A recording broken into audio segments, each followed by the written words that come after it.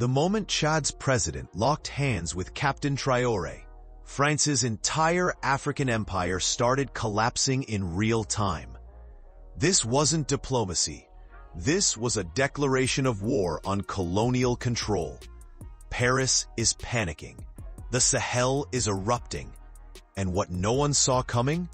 Africa's most loyal ally just became its biggest rebel.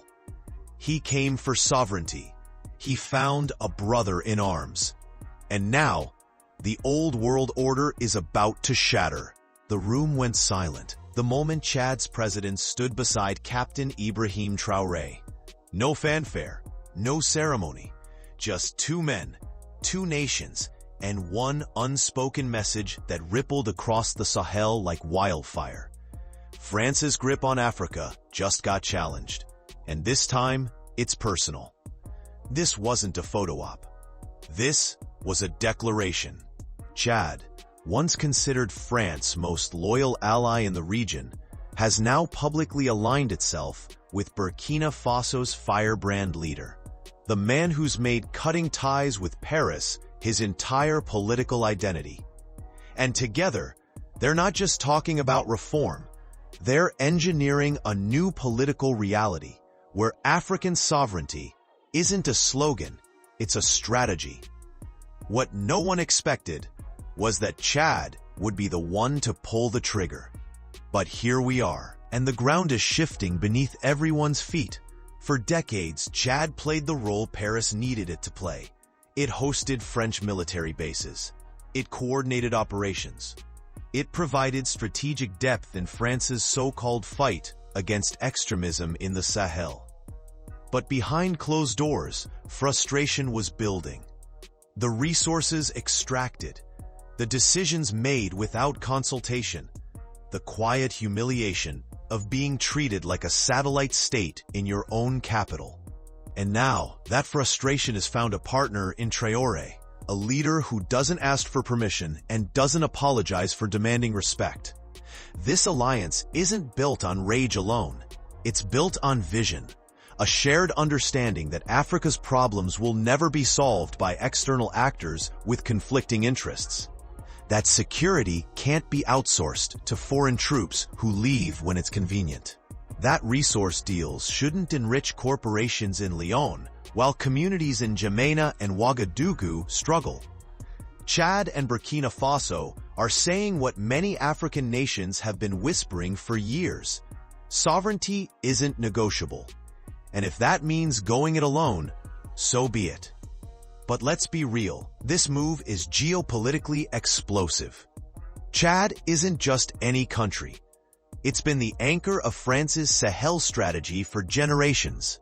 Losing Chad doesn't just weaken French influence, it dismantles the entire architecture. And Traoré, he's already proven he's willing to burn bridges if it means building something new. He kicked out French troops. He's pivoted toward Russia. He's rallied Pan-African sentiment like few leaders have in recent memory.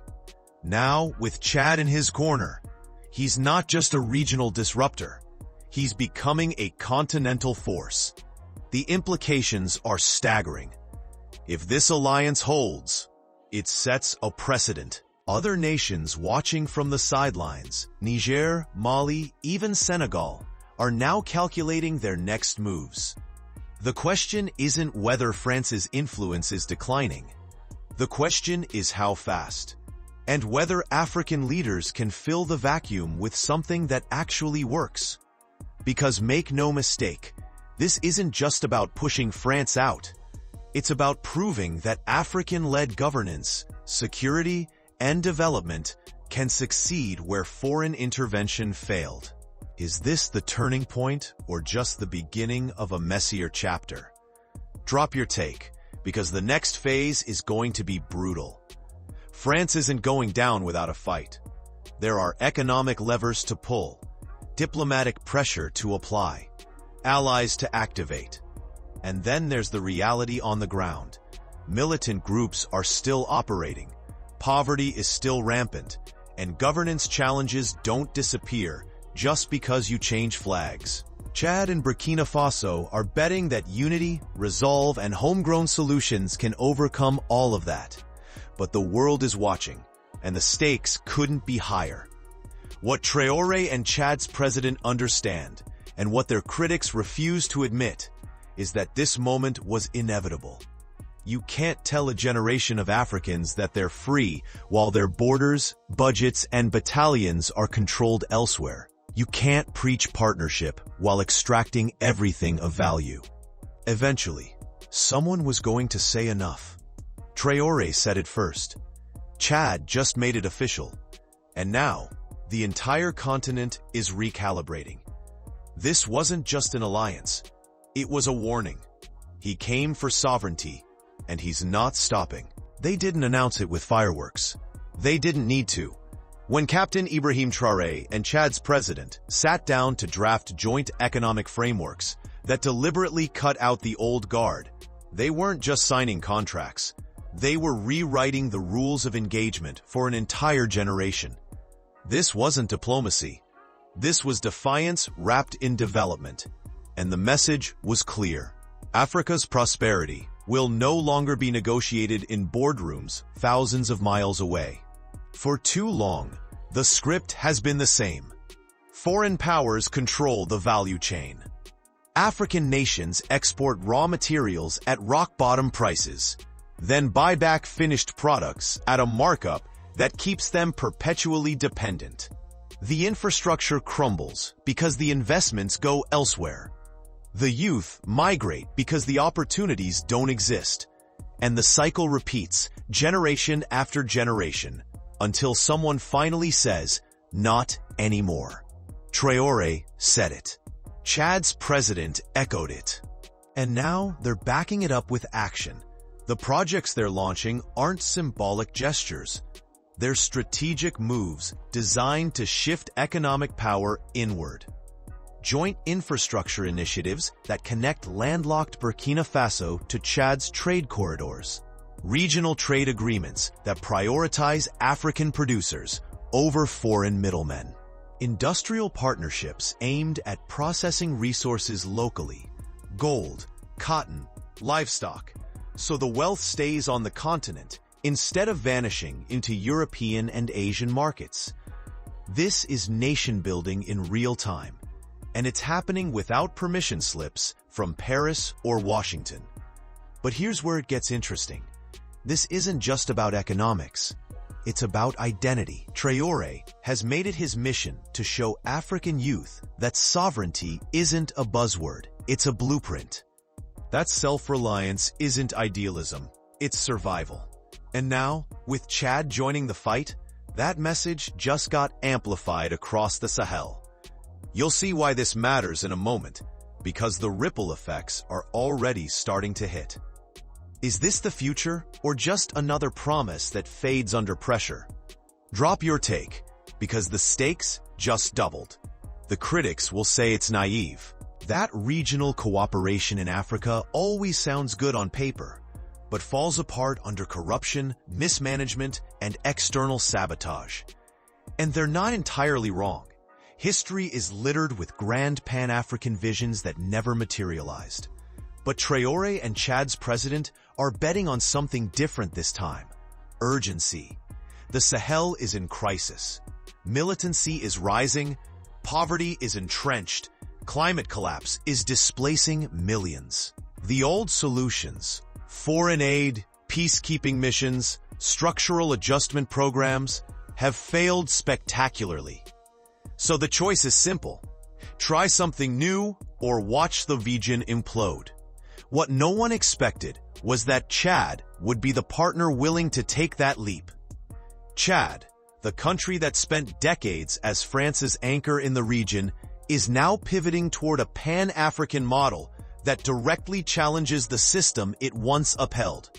That's not just a policy shift, that's a psychological break. And it's sending shockwaves through every capital that thought Africa's trajectory was predictable. The development-first strategy they're pushing isn't charity. It's calculated. Create jobs, and you reduce the pool of unemployed youth vulnerable to extremist recruitment. Build infrastructure, and you unlock trade routes that generate revenue without foreign loans. Strengthen local industries, and you create bargaining power on the global stage. This is geopolitics disguised as economics, and it's working because it has to. But let's not romanticize it. The obstacles are enormous. Financing these projects without falling into debt traps, navigating political instability and security threats, managing the inevitable pushback from powers that benefit from African dependency.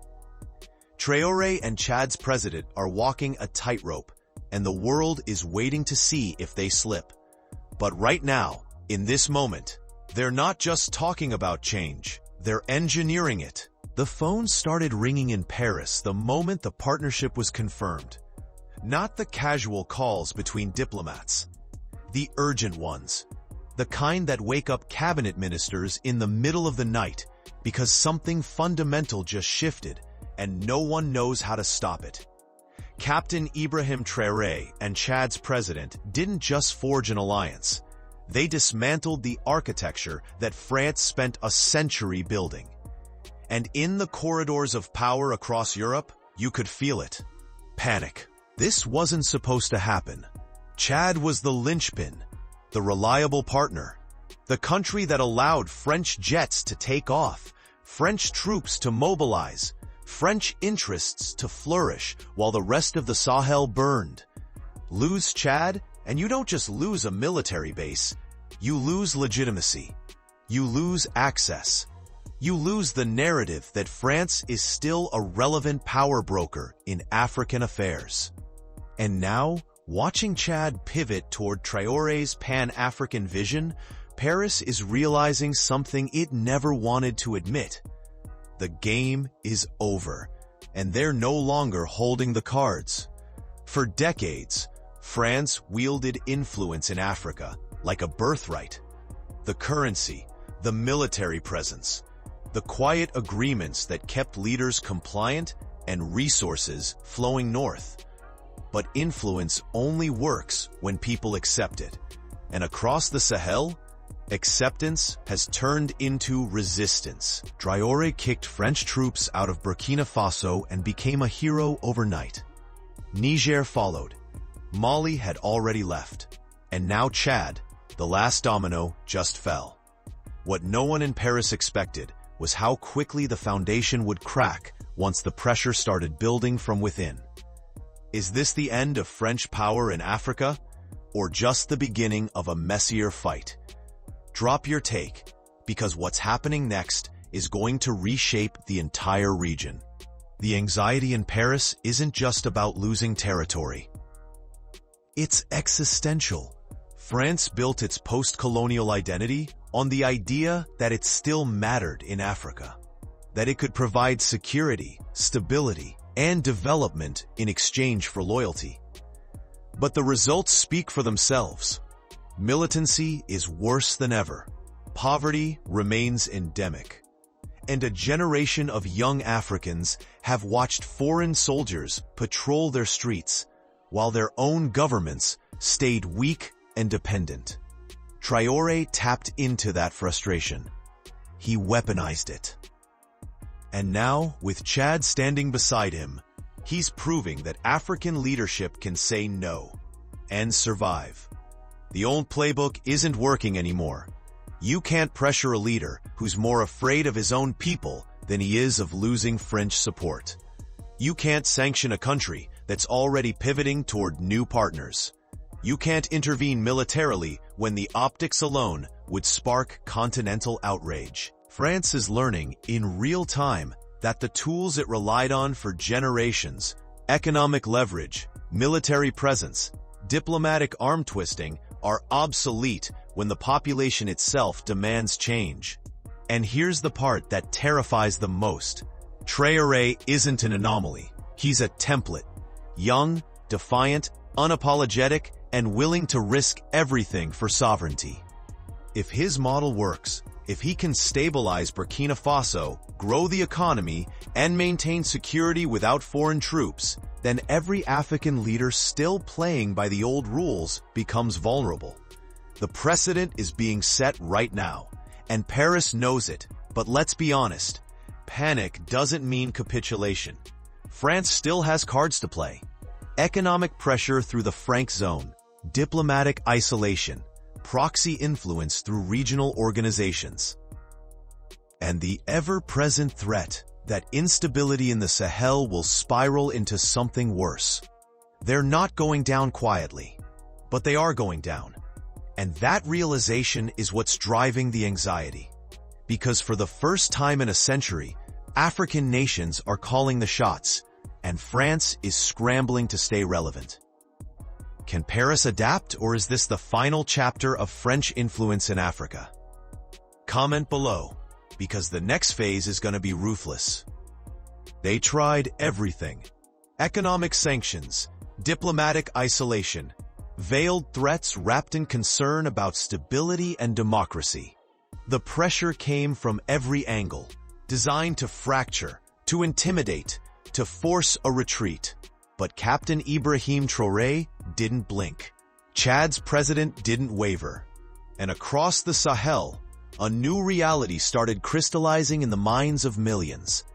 Africa is done breaking under pressure. This time, it's building something that can't be shaken. This wasn't the script anyone expected. For decades, the playbook was simple. Apply pressure, watch African leaders fold, restore the status quo. But Traoré rewrote that playbook the moment he decided sovereignty wasn't negotiable. And now, with African allies locking arms beside him, the old tactics are hitting a wall. Because you can't break what refuses to bend.